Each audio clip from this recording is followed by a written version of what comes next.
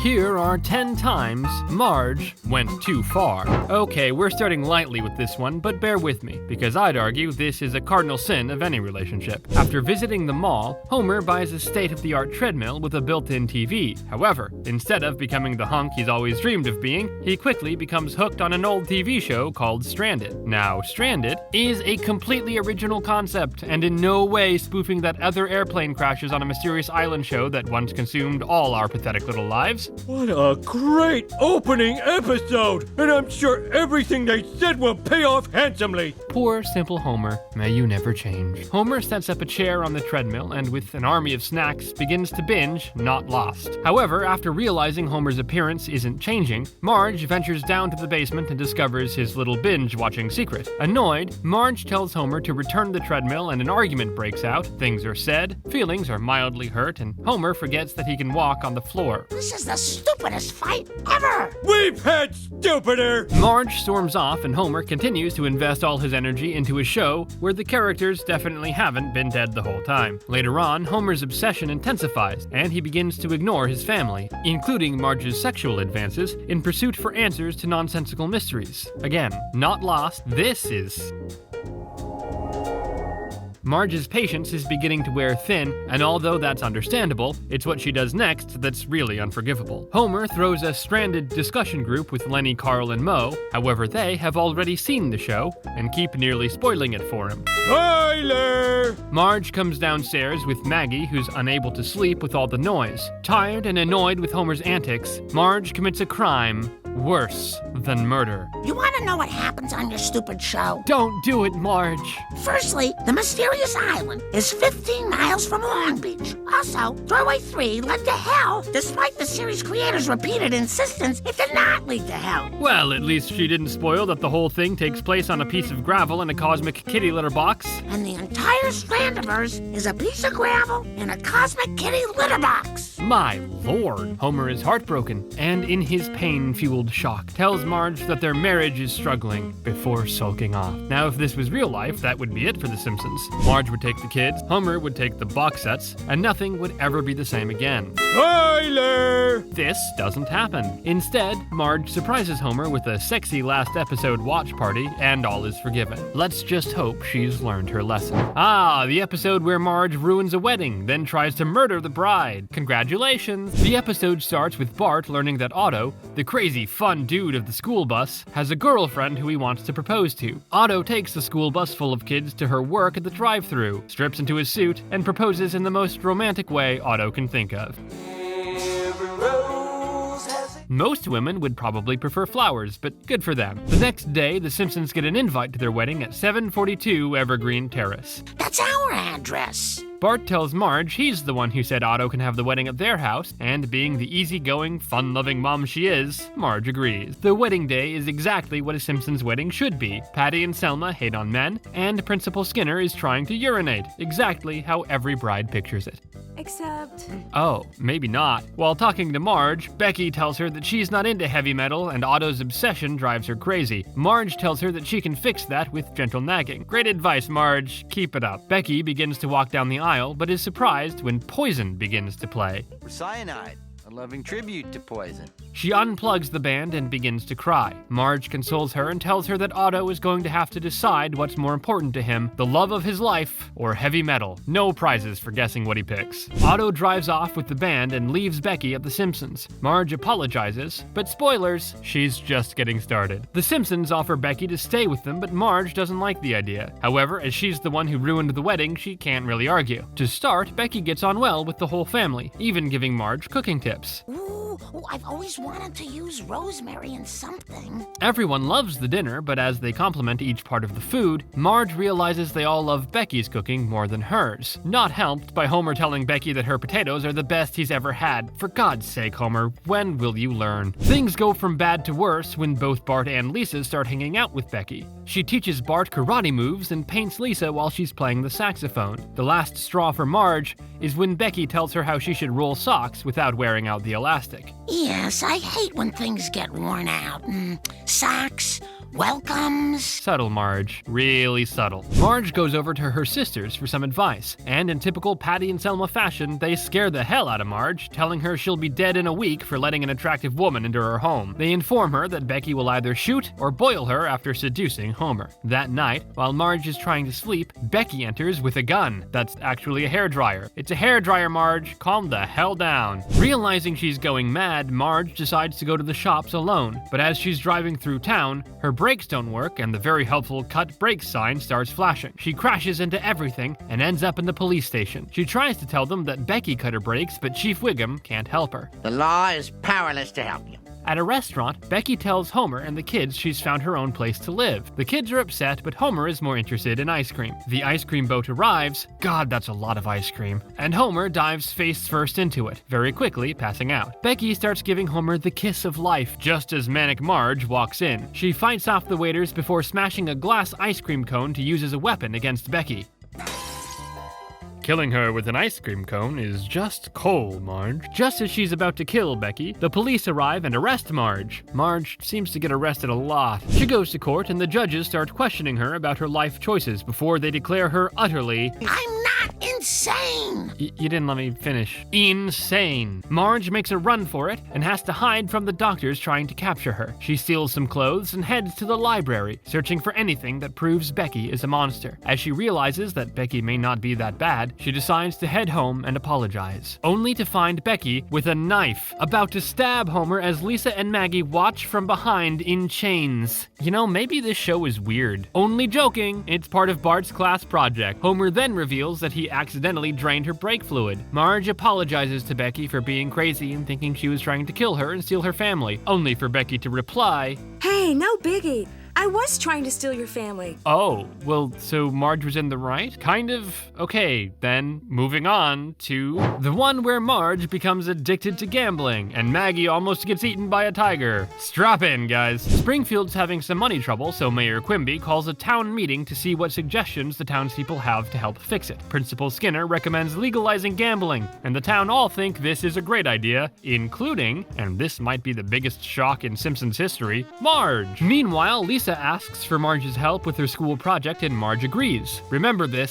soon it will break your tiny little heart. Mr. Burns is tasked with building the casino and very quickly everyone in town is enjoying it, including Homer, who now works at one of the card tables. I wonder how much money Mr. Burns has lost in this episode. I hope it was a lot. Marge visits him at work with Maggie before heading home, but before she leaves, she finds a quarter on the floor. Tempted by the pretty lights of the slot machines, Marge decides to have a go and wins 4 more quarters. She leaves, but immediately heads back inside to continue playing. Uh-oh. Soon, the joy of pouring money into a machine takes a hold of her, and she very quickly begins to forget anything else, including Maggie, who she's placed on the floor. Maggie wanders off because, you know, she's a baby, and is taken around the whole casino before finding herself in front of a tiger. Maggie grabs hold of the tiger's whiskers and begins to pull on them, annoying the tiger. His eyes widen, he smells food, and he goes to eat her. Luckily, Maggie is saved by, and again, this is a shock, Barney Gumble himself. Barney takes Maggie back to Marge. She thanks him before placing Maggie back on the floor again to return to the slot machine. She's not winning any Mother of the Year awards this episode. Later on, Marge has a go at Homer for trying to drive her home. Go home, you're bad luck. Ouch. Suddenly, Marge starts spending more and more time at the casino, leaving Homer and the kids to fend for themselves. One night, Lisa wakes Homer up after having a bad dream about the boogeyman. Homer copes with this, well, like Homer.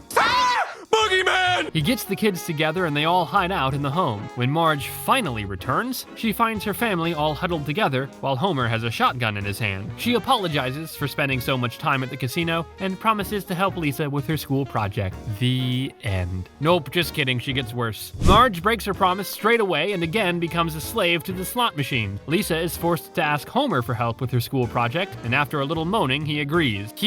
Well, let's be honest about it, he's awful. I mean, what is that? Lisa in her costume. But the amount of effort he put into it is actually really touching. Like, seriously, Dad of the Year over here. Okay, maybe not. Homer drives to the casino to find Marge. When he finally finds her, his anger comes out as gibberish. Only after Marge tells him to slow down does he say one of the saddest lines of The Simpsons. You broke a promise to your child. You made her cry. And Maggie laughed. She's such a little trooper. Maggie's a trooper. Marge admits to Homer she has a problem and promises to stop gambling. They leave the casino arm in arm and walk into the sunset. You'll notice I never said she apologized to Lisa because she doesn't. Not once, like at all. But surely that's the worst thing she's ever done, right? The one where Marge snitches on Homer and gets him arrested by the FBI. Homer is having the worst day, with everyone he knows spoiling the new movie he wants to see. When he finally gets around to seeing the film, it costs him over $70. People are on their phones, and there's a baby at the screening. Homer gets annoyed and gets himself chucked out of the cinema, another of many places his favorite donut lover has been kicked out of. Angered by the whole situation, he decides to get into pirating movies. Soon, Homer is running a private cinema in his garden, and many of our favorite Springfield residents turn up. Enter Marge to ruin everything. At first, Marge is excited by their own outdoor cinema, however, is horrified when Homer tells her he's downloading the films illegally. But Hollywood says stealing from Hollywood is wrong. Yes, but Hollywood also gave us Jaws 4, so to hell with them. Upset that he's been stealing with her eyes, Marge decides to write a letter to apologize. I think Marge needs to stop writing letters. Nothing good ever happens when she does. Also, because this is Marge, she snitches on Homer and tells them exactly what her husband is doing. The next evening, when everyone is at Homer's to watch another movie, the FBI crash the party and arrest Homer for piracy. Homer is horrified that someone has snitched on him and tells Marge that the person who did this will live with the guilt for the rest of their lives. Oops. What makes Marge an even worse person during all this is that she still doesn't back down. That evening over dinner, while Bart tells her he's angry at whoever the snitch is, she tries to get Lisa on her side. Surprisingly, Lisa agrees with Bart and doesn't think her dad did much wrong. The guilt begins to eat Marge alive. Homer escapes from the prison truck and arrives back home. Bart and Lisa are happy to see him, but Marge says he has to turn himself back in. Is Marge okay in this episode? Does she need someone to talk to? Homer refuses, and instead the family hide out in the Swedish embassy. Personally, I'd rather go to a bar, but whatever suits you. Finding being stuck inside difficult, Marge finally tells Homer it was her that snitched. Heartbroken and betrayed by his wife, Homer turns himself in to the FBI. It's important to note that she still doesn't apologize to him and continues to tell him he was in the wrong. This is the same woman that once admitted to putting meat juice in her vegetarian child's food. But sure, streaming a parody of Star Wars. What a monster. The rest of the episode becomes what most season 25 episodes do. Cough, cough, messy, cough, cough. Homer gets released, they make a movie out of the whole ordeal, and Marge is given many opportunities to apologize, yet she never does. This list is changing my mind on Marge. Only joking. I'll always adore that blue-haired freak, as long as she never ruins a wedding and then tries to kill the bride. The one where Marge enters Springfield's Master Chef and poisons all of the other contestants. Homer and Marge decide to be nosy and view the house next to theirs that is up for sale. Shocked by their amazing kitchen, it's pretty amazing to be fair, Marge decides that their kitchen could do with a makeover. At first, Homer refuses to get a contractor and instead does it himself. If you know The Simpsons, you know exactly how this turned out.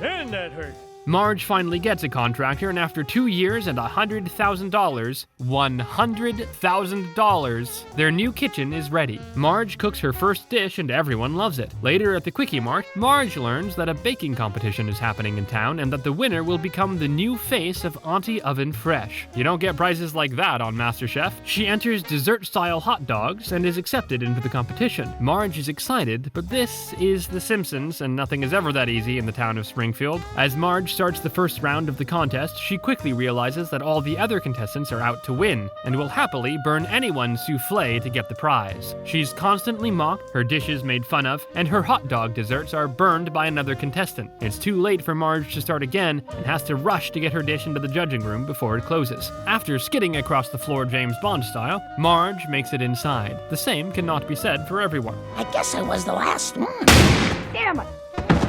Marge looks around at all the other dishes and is annoyed by how good they all look. Angry about the way she's been treated, she decides to play dirty herself and spikes all the dishes with Maggie's ear medicine. The horror. Lisa sees her mom do this and is shocked to find out her mom is a cheat. But come on, Lisa, this is the face of Auntie Oven Fresh. Auntie Oven Fresh! Lisa confronts Marge and asks her not to cheat again, but Marge tells her the others pushed her to do it. In the end, only Marge and Brandine Spuckler made it into the final round, as as Marge didn't spike her dish thinking it was trash. After finding a note from Lisa, Marge decides not to cheat in the final round, leading Lisa to forgive her mom's horrible acts of poisoning. Marge confesses to cheating, and Brandine wins by default and becomes the new Auntie Oven Fresh. Brandine then runs off with James Caan. Hello, James.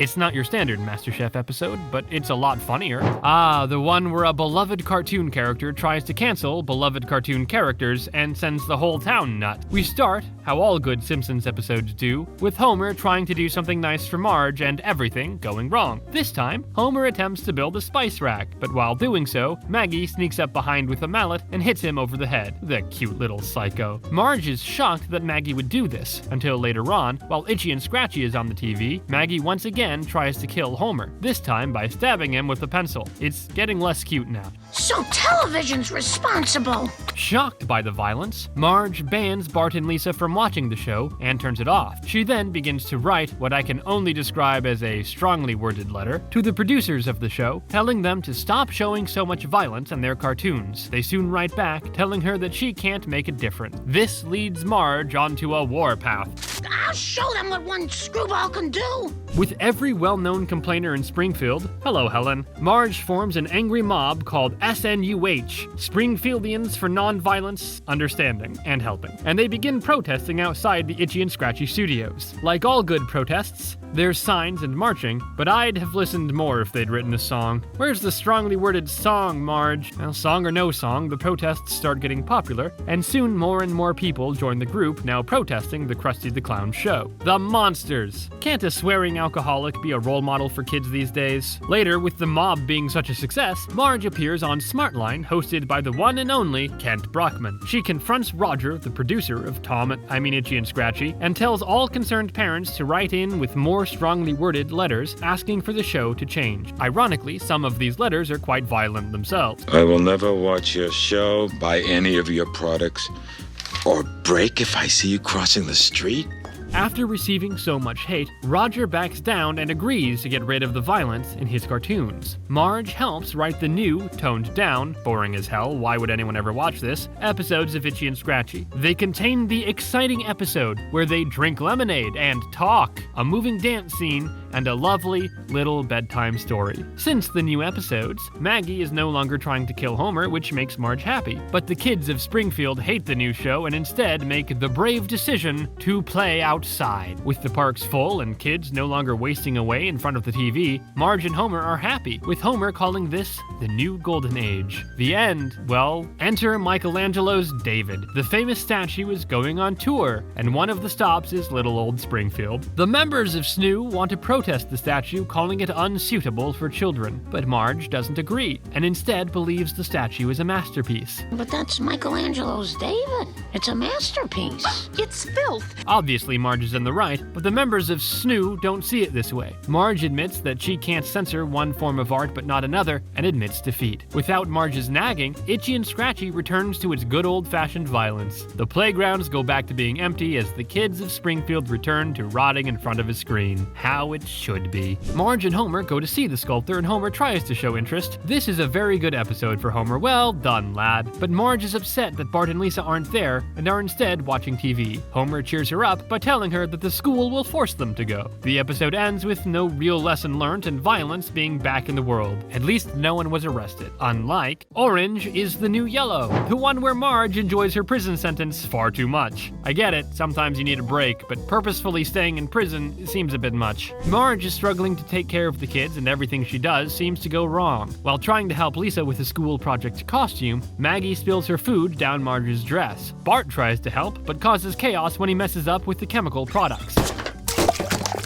Ay, caramba! Oh, just go play outside. Tired and annoyed, Marge sends Bart out to play by himself, so he goes to the park. But Martha Prince sees he's by himself and calls the cops. The police take Bart back to the Simpsons' home and arrest Marge for neglecting her children. Marge is sent to a women's prison in Springfield called Springfield's Women's Prison, and quickly starts to enjoy the break away from chorus. Here there are no does, why you littles, or manic saxophone to be heard, just blissful, quiet prison life. Marge fits into prison life quickly. She uses her hair as a weapon during a fight. Anybody else want a taste of blue thunder? Meanwhile, missing his wife, Homer hires a lawyer who realizes Marge should never have been arrested and is set free. But not ready to go back to all the chorus of family life, Marge, and this is one way to get out of doing the dishes, grabs a guard's gun and fires some shots, adding 2 months to her prison sentence. Now you have to give me more time. Homer is hurt that Marge doesn't want to come home and decides he's going to become the perfect homemaker in the hope to win her back. Across town, the citizens of Springfield go absolutely nuts and start putting leashes on their kids to protect them. Can you tell this is a later Simpsons episode? Because this episode hasn't been insane enough, a tornado decides to pay the town a visit, sending Springfield into mayhem. Marge, now beginning to miss her family, realizes she's made a mistake and accidentally causes a prison break. Sorry, but just what were the writers drinking on this episode, and where can I get some? Just when all hope is lost, Marge runs into Homer, who has gone undercover as a prison guard to help break her out. While everyone else is too busy with the tornado, Homer and Marge escape. I want to go home. Back home, with the storm still raging, the family hide in a closet and hold each other back, all happy that their favorite blue-haired mum is back in their line. Well, it can't get more insane than that, can it? The one where Marge begins to despise her family. Okay, maybe that's a little strong, but lovable Grandpa accidentally breaks the Simpsons TV while trying to fix it, leading the family to take a trip to the mall. While there, Lisa and Marge enter a discount store where Marge finds a beautiful channel suit. At first, she's worried about buying it, but after a bit of convincing from Lisa, she purchases the suit, and a style icon is born. While at the Quickie Mart, Marge runs into an old friend, Evelyn Peters, who is impressed by Marge's new outfit. She invites her to the posh country house. While there, Marge is scared by the wealthy, snobbish members during a game of croquet. Quickly, in an attempt to fit in, she becomes disinterested by her family and begins to ignore them due to their flaws. She begins to alter her suit so she seems more wealthy than she is. Later, Marge is offended by one of the snob's jokes and tries to alter her suit even more to make it look different. Marge accidentally destroys the suit on the sewing machine while talking to Lisa. She returns to the mall to find a new one, but there are no more available. Terrified of her new friend finding out the truth, she goes to the actual channel store and buys a dress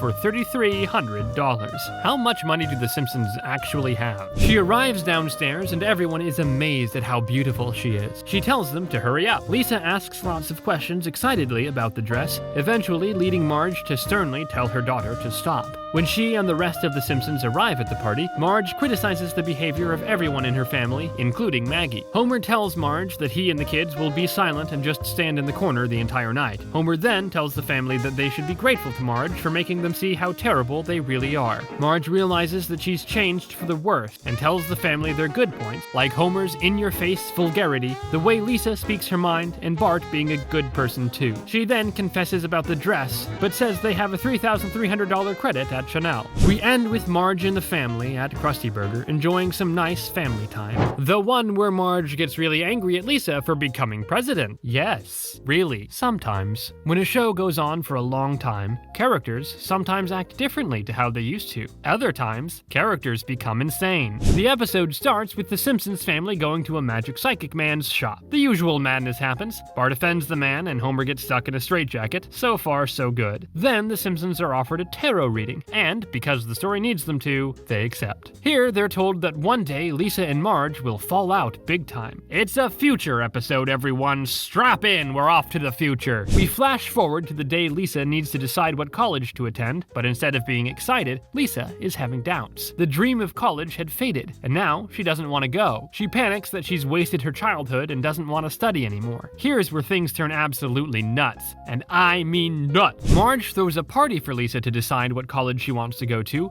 but while everyone crowds around, Lisa tells them she's not going to college. Instead of asking why and being supportive, Marge becomes a manic mother and starts telling Lisa that she must go to college as that's the only reason she bothered bringing Lisa up. She doesn't actually say it like this, but it's pretty much what she means. Madness. Lisa sticks to her decision and instead gets a job, something most parents would be happy about, but not our Marge. She's livid that her daughter wants a stable job. I can't change this, and I can't accept this. Go downstairs and yell into the dryer.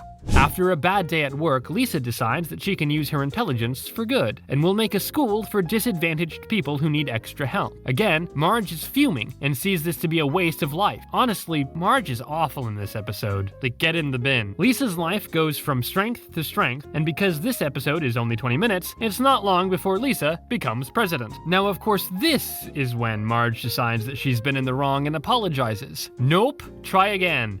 Great news about your daughter, Marge. She's finally going to college? No, she's president. While in the White House, Lisa and Bart chat, and she realizes that Marge has always been there for her. Now, this would work in an episode where Lisa is in the wrong, but she's not, and it's all very odd. Marge rocks up to the White House, and Lisa and her have a conversation through a weird mom translator. Yes, really. And Marge and Lisa realizes they actually do love each other and hug. Never once does Marge apologize. Not once. Never. Nope. But as this is a future episode, none of this ever happened, or is yet to happen, or is it a big fat lie from the psychic man? Either way, Marge is a nutter, an awful, awful nutter. If you think potatoes are neat, you can have more to say about your daughter becoming president. The one where Marge gets swept off her feet by a man with big bowling balls. Even as far back as season 1, Marge has been making mistakes. The episode starts with Marge's birthday, and both Bart and Lisa are excited to give her their present.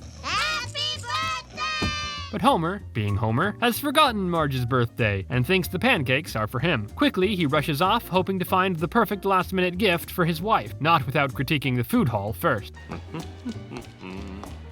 Patty and Selma seem to have read spoilers for the episode as they correctly guess that Homer will buy Marge a gift that he actually wants for himself. That night, they go to the Singing Sirloin, home of ballads and salads, don't you know. Bart gives Marge some perfume, Patty and Selma hate on Homer, and Lisa winds up Bart. A typical Simpson dinner. Homer calls over the singing waiters, the old romantic, and gives Marge her birthday present, a bowling ball, which is exactly what Homer wants. Marge is upset that Homer bought a present for himself, even getting the holes drilled for his own fingers, but Marge surprises him and decides to keep the ball for herself out of spite. Thank you for the present, Homer. You're welcome. The next day, Marge goes to the bowling alley and shocks us all with her very large feet. 13 AA! And if you're wondering about the shoes, yes, they are. Warm and moist. Marge tries bowling for the first time and bowls exactly how my mom throws a turkey in the oven. Misses every Christmas. She chucks the ball into Shuck. Slane. Shuck. Introduces himself, and Marge tells him that Homer is her ball's name, pretending her husband doesn't exist. He approached her and starts flirting, telling her to use his ball. She tells him no, but quickly accepts his offer to teach her the art of hitting white six with big balls with holes. How could a person resist? After 2 seconds of teaching, Marge hits a strike and decides to take up lessons for $25. It's a $40 value. Okay, Jack. Shuck. Jacques. Homer takes care of the kids for the night, including getting them pizza and singing lullabies. When Marge returns, Homer thinks Marge would be done with bowling and is upset to hear she's going again tomorrow. They go to bed without their usual snuggles. The next day, the flirting between Marge and Shuck. grows hotter. He buys her a glove with her name on it, and they stroke hands over the balls. Saucy. He drives her home and asks to see her again tomorrow, but this time, he doesn't want to go bowling, but instead wants to go for brunch. It's not quite breakfast, it's not quite lunch, but it comes with a slice of cantaloupe at the end.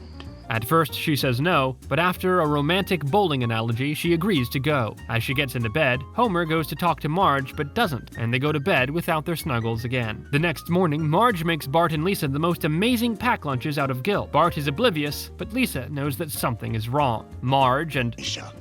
go for brunch, and are interrupted by Helen Lovejoy, who's out to get some nasty gossip. Jacques pretends to be teaching Marge bowling, and Helen leaves. But then he asks to see her again, this time at his own private apartment, where no one can see them. Marge reacts how anyone would and faints, sending her into a discolored dream of romance and dancing. Once she wakes up, she agrees to meet him on Thursday. At home, Homer finds the glove that Jacques bought Marge and feels sad, feeling that his life is slipping away from him. Bart and Lisa begin to feel the stages of grief, thinking their parents' marriage is over. Homer tries to tell Marge how much she means to him in what may be the sweetest scene ever involving peanut butter and jelly sandwiches. He leaves for work, and Marge begins to wonder what she's going to do. Don't do it. Don't throw away a future of 36 seasons for one man. On her way to Jacques, Marge begins to have doubts, seeing lots of happily married couples as she drives. At the crossroads, Marge must make a decision. Handsome bowling man or Homer J. Simpson. Luckily for us, Marge chooses Homer, and all these years later, they're still going strong. But it's weird to think how early on in the Simpsons run this story was. If you got this far, leave a like and subscribe to see more Simpsons content.